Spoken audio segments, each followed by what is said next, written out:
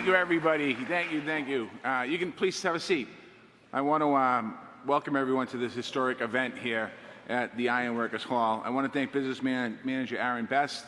I want to thank Ray Cleland and everyone here at Local 5. I almost said Local 7. Local 7's in Boston, but sorry.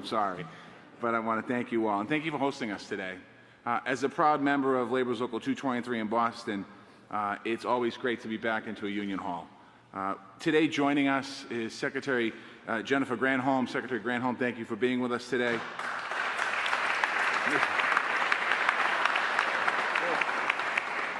Deputy Defense Secretary Kathleen Hicks, thank you for being with us today. We have a couple members of Congress and also local elected officials. I want to thank you for being with us today. And of course, the President of the United States of America, President Biden and Vice President Harris, thank you for being with us today.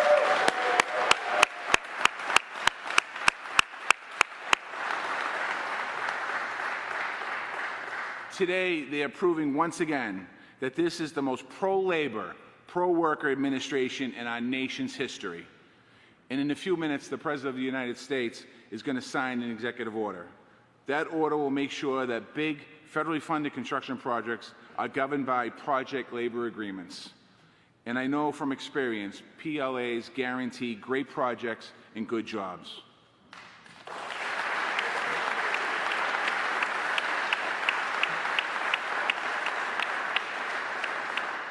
When I led the building trades in Boston, I had the honor of negotiating project labor agreements for 35,000 workers.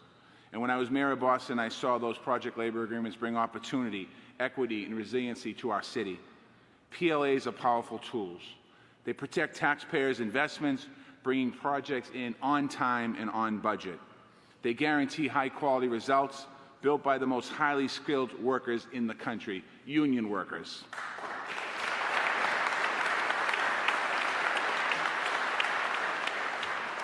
And as we have proved in cities across America, we can use PLAs to expand access to good middle-class careers for women and workers of color. That means a more inclusive economy, and it's a top priority for me as Labor Secretary and for this entire administration.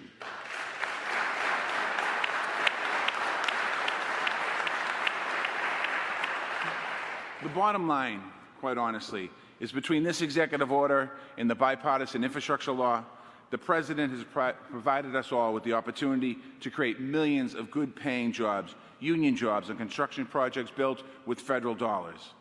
And this is a historic win for working people all across this country. Now, I have the honor, the incredible honor, of turning this podium over to a champion of working people all across this country. She is fighting every single day for the rights of workers to be able to join a union, to be paid what they deserve, and get the care and the health care and the family care that their families need. Sisters and brothers, please join me in welcoming the Vice President of the United States of America, Kamala Harris.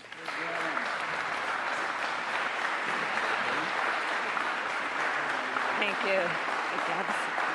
Have a seat. Thank you all. Thank you, Secretary Walsh. Thank you. It is always good. Oh. Have a seat. Thank you. It's always good to be in the House of Labor.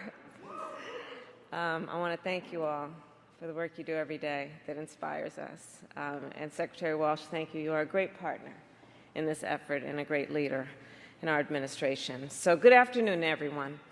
Before we get started, I just want to say a word about the jobs report that came out today.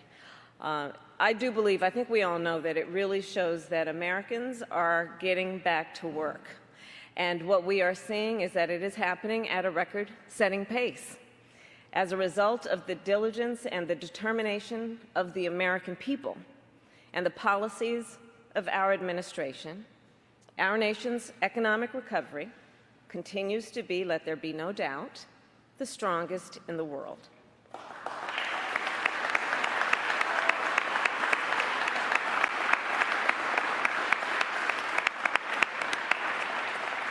And again, I want to thank Marty Walsh for his introduction and the work you do every day. So it is good to be back also in Prince George's County.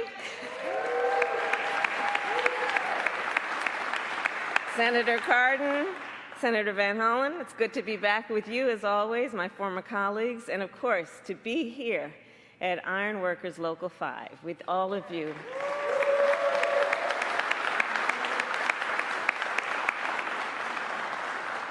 And I know we're all waiting to hear in a moment from one of the greatest friends of union labor workers, President Joe Biden. So I just have a few comments to make. All of the workers gathered here know that our administration will always stand in solidarity with you and with organized labor. It comes from our heart, it comes from our soul. We are unequivocal and clear about the importance of that relationship, not only to us and our administration, but to our country and the working men and women of America. Because we know union workers built our nation.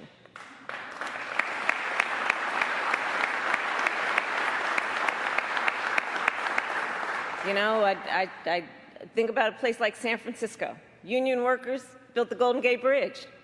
In Chicago, union workers built the Willis Tower. In St. Louis, union workers built the Gateway Arch. And in New York City, on hallowed ground, in the years after 9/11, workers from dozens of different unions built One World Trade Center.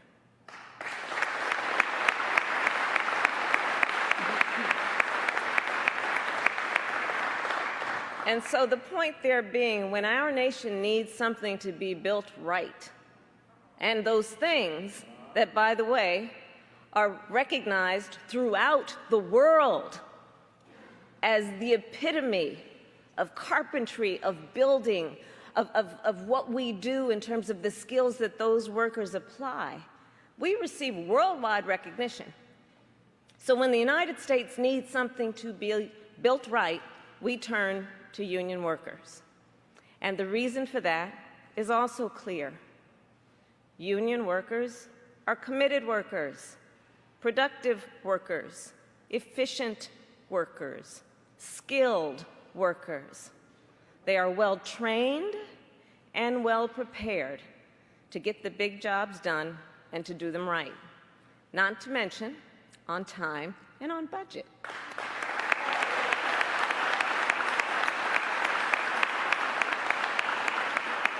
And over the past year, I have visited, as I have for many years in my career, union job sites and worker training centers across our nation.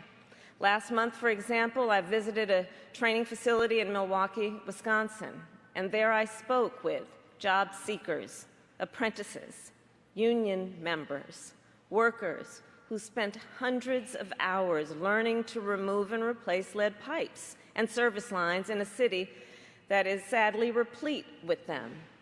And the officials there, they told me, by the time these union workers finish their training, they are the best in the business. And so that's why, one of the reasons why we are here today. The President and I made a promise that our administration will do everything we can to build a better future for all, that we will build stronger communities, a more skilled and productive workforce, and a more prosperous nation. As he will soon outline, we take another important step forward today to fulfill that promise. And so now it is my honor to welcome Crenita Jordan, an apprentice here at Iron Workers Local 5, and a living example, a role model of what is possible when we invest in our workers. Thank you all.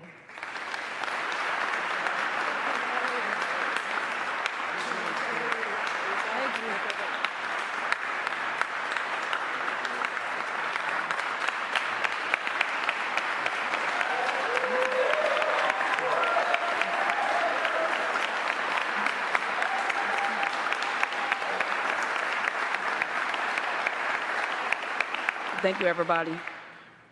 First, I want to say good evening, everybody. My name is Crenita Jordan, and I'm proud to be a fourth-year union apprentice at Local 5 Iron Workers.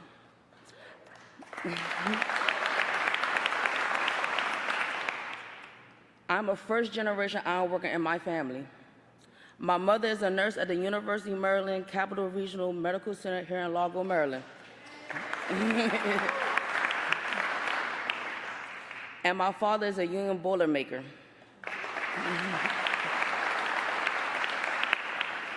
When I started construction, my employer didn't take me seriously because I was a young woman and stuck me in a truck all day. Luckily, an iron worker saw me looking miserable and recommended I apply to this apprenticeship. I did. And before I knew it, I was at the National Iron Worker Pre-Apprenticeship Program for Women in California. Our labor and management partnership paid the travel, accommodations, food costs for all women across the country to help jumpstart our career in the trades. After 3 years of intensive training, I came home and started my apprenticeship in Local 5.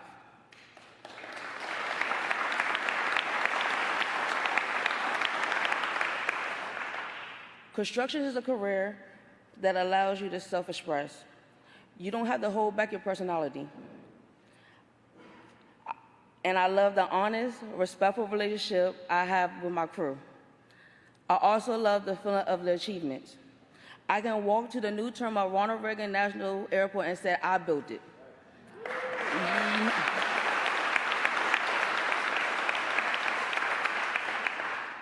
I can point to the shimmering glass windows at DC Wharf and say, I put those in.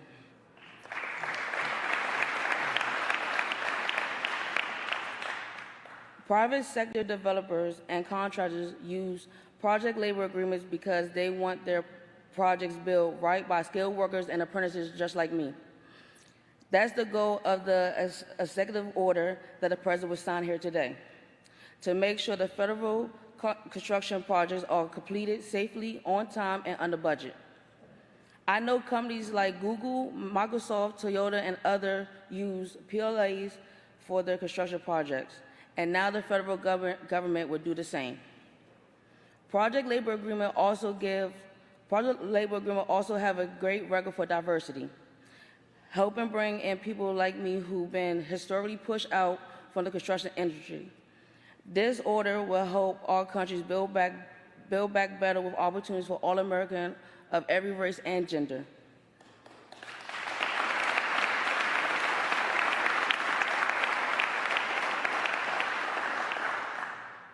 I can't wait to graduate from my apprenticeship this summer and to get to work on the big projects covered by this executive order. But first, it's my honor to introduce the man who's going to sign it. He's a lifelong friend of workers like me who believe our best days are still ahead of us. He signed a bipartisan infrastructure law to help to make this happen. He wants to see women and minorities working on the front lines of these projects and not stuck in the action of not stuck watching the actions from inside the truck. With that, it's my privilege to introduce you President Joe Biden.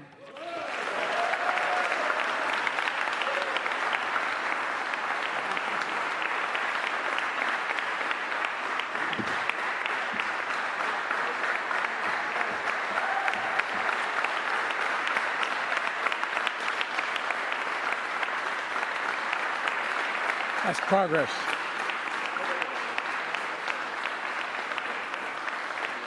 You know, folks, thank you. Thank you. Before I begin my somewhat formal remarks, walking in here today and seeing you guys sitting on that beam, first local ever to endorse me was a guy named Tommy Schrank in Ellesmere, Delaware, local ironworkers, and asked me to come out to a site. It took me up on an elevator outside, and there's 4 of them crazy sons of guns like y'all sitting having their lunch on a beam, I guess about 12 stories above the ground. You're nuts. Thank God you are. I tell you what, you gotta not only have some brains, but you gotta be coordinated to be an iron worker, man. And I was told that I said, you know, they've done a cutout of number 46, the presidency. I'm the 46th president. And I'm thinking, well, maybe I can take it home. That's solid steel, man. And you guys did that on your time. Well, thank you very much. I'm not going to try to take it home. Well, look, folks, it really is, it's an honor to be here, for real. And I want to thank your soon-to-be new, full-blown, full-bore ironworker. Marty's already trying to get her to Boston, but that's another thing I got to warn you about. But folks, look, it's an honor to be here with Vice President Harris and with Labor Secretary Marty Walsh, a proud member and former president of Labor's local union 223 up in Boston, and our Secretary of Energy, Jennifer Granholm. Got a few things we're going to build, and I want to thank the Maryland delegation, Ben Cardin, who's been a friend for a long time, and Chris Van Hollen, who's a really close friend and outstanding Congressman, Anthony Brown, and other elected officials that are here. Look, all of whom fight for working people in Maryland and every other state, because if it happens here, it happens around the world, it happens around the country. It's been an honor to be with the iron workers of Local 5, and we talk about building a future that's made in America. We're talking about you. And this time we're going to get it really correct. You know, one of the press persons said to me, and I can't remember who, about 3 months ago, that I don't know if it's factual or not, but he said, you've used the word union as president more than any other president in American history. So let me tell you.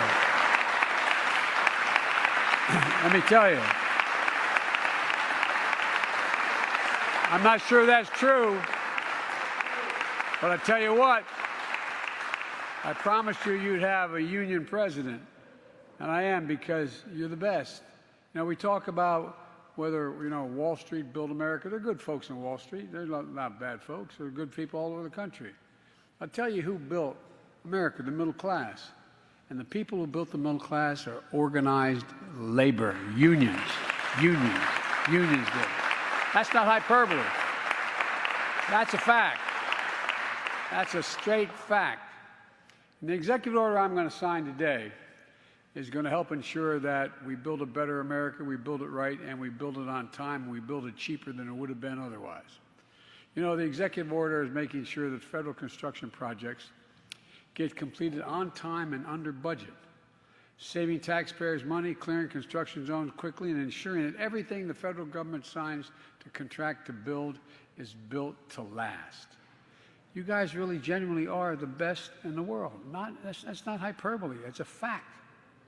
To do that, we're using a tool that iron workers here know very well, called project labor agreements. I know you all know it, but folks who may be watching this may not fully understand it.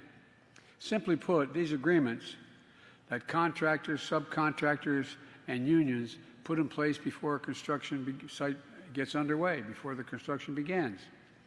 They ensure that major projects are handled by well-trained, well-prepared, highly skilled workers. And they ward off problems. They resolve disputes ahead of time, ensuring safer work sites, avoiding disruptions and work stoppages that can cause expensive delays down the line.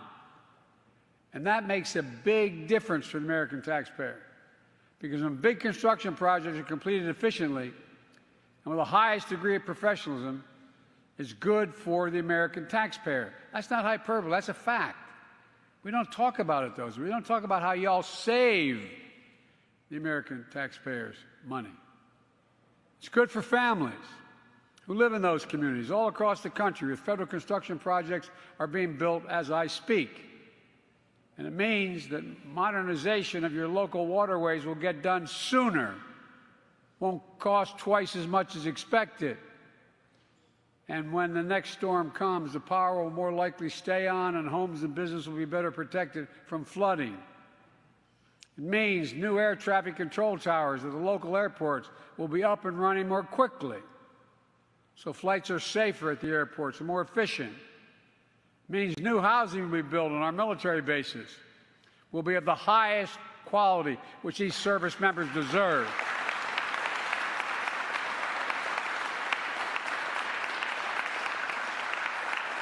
And will hold up better and make life easier for our military families. The executive order I'm going to sign will help diffuse problems before they arise. They're going to improve coordination between contractors, subcontractors, and workers on the job site. It's going to help guarantee a consistent supply of high-quality, highly trained workers. You know, what people don't understand if don't know the industry is, you know, it's like you going to college, kid, 4 years. 4 years of busting your neck learning a trade. This isn't something you walk up and show up a day and you raise your hand, I need a job. You work like the devil for it. Fortunately, you get paid while you're doing it. You're able to do it. But it is an education, full-blown education you're getting in your trade. Well, you have a voice on the work site, full commitment to getting the job done. And it's going to raise the bar on quality for some of those vital projects we're going to be building. And we're going to make sure that federal construction projects are staffed with good-paying union jobs.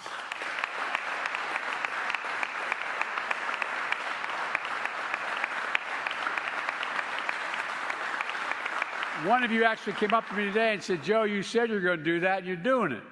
Well, when President Obama asked me to run the Recovery Act, I made sure every single job I could get was a union job, prevailing wage. Because I've noticed when folks are getting paid a decent wage, everybody in the community does better. Everything looks better. They're jobs you can raise a family on. Or as my dad would say, they're jobs you can put your head in the pillow at night and just have a little breathing room, a little security, a little breathing room. Jobs that can't be outsourced. That's good for nearly 200,000 workers on federal construction contracts right now. It's good for everybody. I don't want to get going because I have to keep you here too long, because you know all what I've said, and you know what I've done, and you know what we're doing, and I know what you're doing. But let me close with this. A week ago, I went to Pittsburgh to tour a former steel mill. It's now a cutting-edge manufacturing research and development hub. Right before I left for the trip, I got word that a bridge collapsed. You saw it on television. It looked as bad in person as it did at the time. The bridge had been rated in poor condition, like, I might add, over 3,000 bridges in Pennsylvania, 45,000 across the nation. It's been rated that way for the last 10 years. When I got there, folks told me something close to a miracle had occurred. Because of a snowstorm that morning, school openings were late and commutes were delayed. So when that bridge collapsed, and it was well over 100 feet off the almost, I don't know the exact, but probably from down to the creek that went over and the ravine, probably a couple hundred feet. When it collapsed, instead of a bus with a couple people on it being packed with school buses full of children, the people on their way to work and the bridge that is one of the busiest bridges. You know, there are more bridges in Pittsburgh than any other city in the world, with the three rivers. The bridge was empty, relatively empty. Fortunately, no one was killed. But for a snowstorm, just imagine the challenges we face and the opportunities to build a better America and extend far beyond roads and bridges now that we can know we have to do. We passed that infrastructure bill. But it's not just that. Across the country right now, there are countless buildings, ports, airports, power stations, and other federal construction projects that need to be modernized and built for the future. We can't count on miracles like happened out in Pittsburgh, prevent tragedies that are waiting in plain sight. But we can count on what America's always counted on: the American worker, the hardest working, best trained workers in the world. American workers who've given just half a chance have never, ever, ever, ever, ever let their country down and gotten the job done. And that's what this day's all about, in my view. Getting the job done for the American taxpayers. getting the job done right the first time. You know, folks, there's a law that's existed for a long time, but there's too many exceptions like this one had.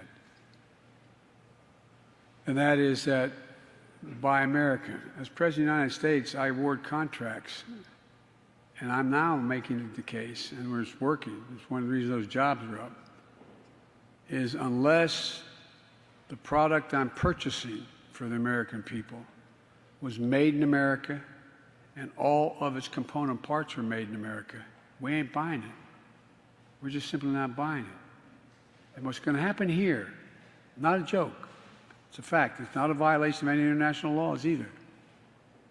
What we're talking about here, with three exceptions I won't bore you with, and they're highly unusual, with three exceptions, every single project that we're talking about that's paid for with federal dollars and it's a federal project, it's going to be union jobs, every single one of them.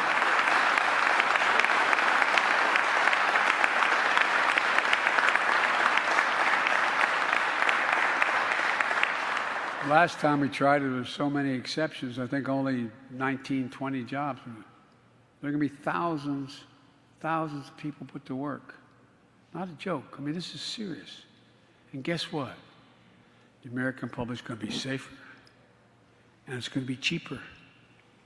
Cheaper paying the right wage and the right trained people to begin with. Get the job done right and on time. So I'm about to walk over and sign an executive order. It's going to make that happen. And we're going to start once that order is signed. Just remember, it ain't labor, it's unions. Thank you.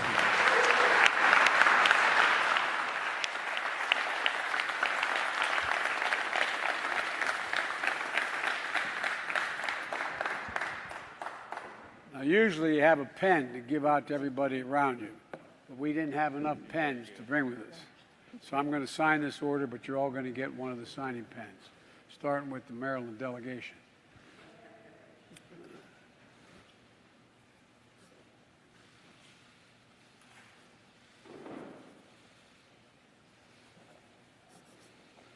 There you go.